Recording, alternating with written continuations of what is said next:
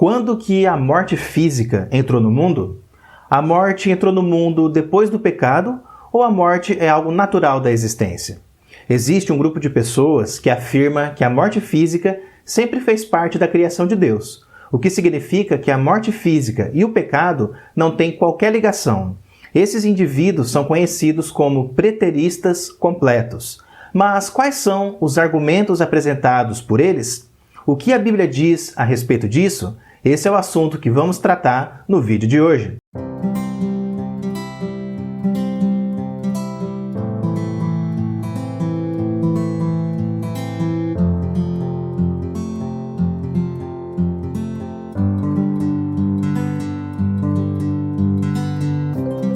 Os preteristas completos afirmam que antes da queda de Adão e Eva, a morte física era uma realidade no mundo criado por Deus. Segundo eles, a morte física é algo natural que faz parte da vida humana. A morte física não é consequência do pecado do homem, mas uma realidade normal que foi criada por Deus. Dessa forma, de acordo com eles, a morte física existe tendo em vista 3 objetivos específicos. Primeiro, Deus estabeleceu a morte física na criação para que ela servisse como um aviso espiritual para Adão e Eva. Isso quer dizer que antes da queda, a morte física era uma realidade, mas a morte espiritual ainda não era. Por isso, a morte física foi usada por Deus como um tipo de placa de alerta para que Adão e Eva não morressem espiritualmente. Em outras palavras, Adão e Eva morreriam fisicamente mesmo se eles permanecessem íntegros e não caíssem em pecado. O segundo argumento do preterismo completo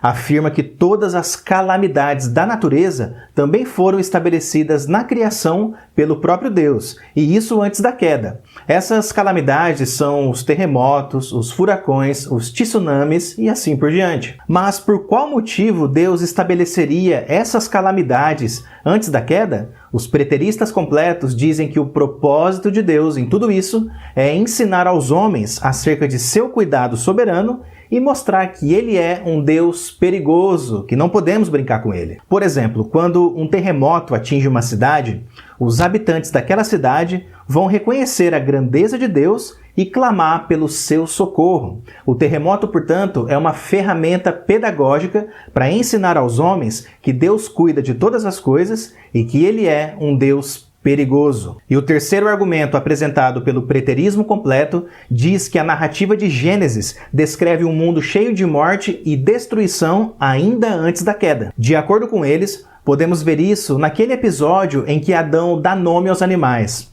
Quando Adão coloca nome nos animais carnívoros, ele utiliza termos hebraicos que expressam morte e destruição. Por exemplo, leão significa violento, falcão significa rasgar e assim por diante. Então, a nomeação dos animais é, na verdade, uma descrição da existência da morte que já estava presente no mundo antes do pecado. Dito isso, pessoal, vamos agora analisar esses 3 argumentos e respondê-los à luz da Bíblia. O primeiro argumento afirma que a morte física funcionava como um alerta espiritual para Adão e Eva. Você concorda comigo que a morte é algo mau? Nenhuma pessoa em sã consciência vai dizer que a morte é algo bom. Então, se a morte é algo mau e se Deus criou a morte, então temos que concluir que Deus é o autor direto do mal. Essa ideia, além de blasfema, é totalmente contrária à palavra de Deus. Veja o que a Bíblia diz sobre Deus e o mal. Longe de Deus o praticar ele a maldade, e longe do Todo-Poderoso o cometer injustiça. Eis a rocha, suas obras são perfeitas, porque todos os seus caminhos são juízo. Deus é fidelidade, e nele não há injustiça, é justo e reto. Agora, considere comigo o relato da criação do universo. Depois de criar todas as coisas, a Bíblia diz que Deus olhou para a sua criação e disse que tudo aquilo era muito bom. Então perceba, se a morte física fazia parte da criação original, Deus disse que a morte é algo muito bom. Será que Deus diria um absurdo desse? Será que as pessoas enlutadas acham que a morte é algo bom?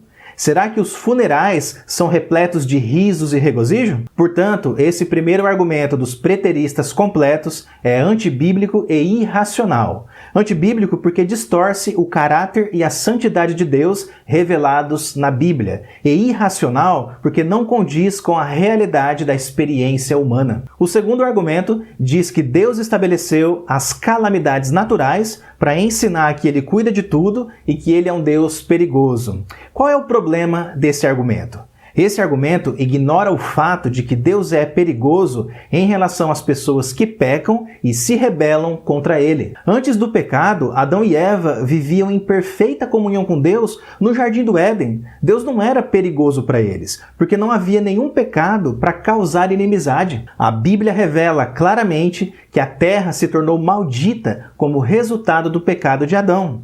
E a Adão disse: por ter dado ouvido à voz de sua mulher e comido da árvore que eu havia ordenado que não comesse, maldita é a terra por sua causa. Em fadigas você obterá dela o sustento durante os dias de sua vida.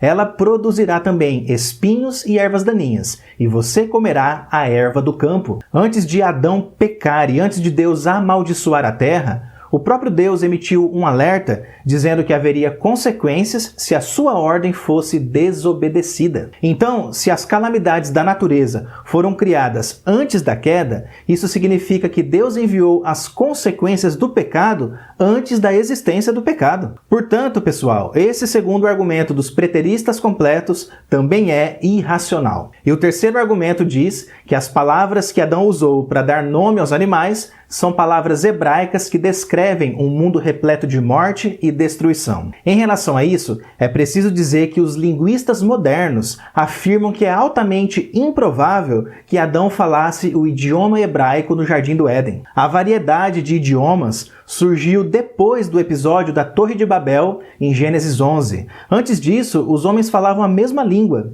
mas após a Torre de Babel surgiram alguns idiomas a partir desse idioma principal. Por isso, é provável que um desses idiomas fosse uma língua proto-semítica, da qual se desenvolveu o hebraico e outras línguas semíticas. Portanto, embora o livro de Gênesis tenha sido escrito em hebraico, isso não significa que Adão falava hebraico. Moisés é o autor de Gênesis, e ele certamente falava hebraico. No entanto, Moisés viveu muito tempo depois da existência de Adão. Na época de Moisés, a realidade linguística era outra. Os idiomas já haviam evoluído bastante. Se Adão e Moisés fossem colocados frente a frente para conversar, certamente um não seria capaz de compreender o outro. Agora, note que os preteristas completos dizem que quando Adão deu nome ao leão, por exemplo, ele escolheu a palavra leão porque essa palavra significa violento. De acordo com eles, Adão estava descrevendo a realidade cheia de violência que já existia antes da queda. Essa teoria cai por terra a partir de uma simples leitura do capítulo 2 de Gênesis. Isso porque a Bíblia não registra os nomes que Adão deu aos animais. A única informação que consta na Bíblia é a seguinte: havendo, pois, o Senhor Deus formado da terra todos os animais do campo e todas as aves dos céus, trouxe-os a Adão, para ver que nome lhes daria. E o nome que ele desse a todos os seres vivos, esse seria o nome deles. O homem deu nome a todos os animais domésticos, às aves dos céus e a todos os animais selvagens. Onde que aparece Adão dando nome ao leão, ao falcão, ao elefante? Não aparece em lugar nenhum. Os nomes hebraicos dos animais surgiram muitos anos depois de Adão e Eva. Além disso, esses nomes hebraicos não surgiram no Jardim do Éden, mas possivelmente com as tribos semitas no Oriente Médio. Portanto, apelar para a língua hebraica na tentativa de justificar a existência do mal antes da queda não faz sentido nenhum. Esse argumento é uma suposição que carece de evidências. Os preteristas completos não param por aí. Eles dizem que o mal e a morte existiam no mundo fora do Jardim do Éden e não dentro. Mas como que Adão sabia disso, sendo que ele vivia dentro do jardim? Eles então precisam afirmar que Adão saiu do jardim e observou como que o mundo era lá fora. E a partir dessa observação, Adão constatou que havia maldade no mundo, inclusive entre os animais. Foi por isso que Adão chamou o leão de leão. Ele observou o comportamento do leão e colocou esse nome nele, que significa violento. Mais uma vez, essa teoria carece de fundamento bíblico. Primeiro, a Bíblia não diz que Adão saiu do Jardim do Éden para observar o comportamento dos animais lá fora. Adão e Eva saíram do jardim somente no dia em que eles pecaram contra Deus. E eles não saíram por livre e espontânea vontade. Eles foram expulsos por Deus. E segundo, a Bíblia não diz que Adão saiu à procura dos animais para dar nome a eles. O texto bíblico revela que o próprio Deus trouxe os animais até Adão. Havendo, pois, o Senhor Deus formado da terra todos os animais do campo e todas as aves dos céus, trouxe-os a Adão, para ver que nome lhes daria. Além disso, antes do pecado, os animais não eram carnívoros e nem violentos. Os animais não se matavam e não comiam uns aos outros. A cadeia alimentar é consequência do pecado. Antes da queda, os animais eram vegetarianos. A Bíblia diz que Deus concedeu aos animais toda a erva verde como alimento. Sendo assim, os três argumentos do preterismo completo para defender a existência da morte física e do mal antes da queda não podem permanecer de pé diante das evidências bíblicas. A escatologia é a doutrina das últimas coisas. O preterismo completo é um sistema que corrompe não apenas a doutrina das últimas coisas, mas também a doutrina das primeiras coisas, ou seja, da criação do universo.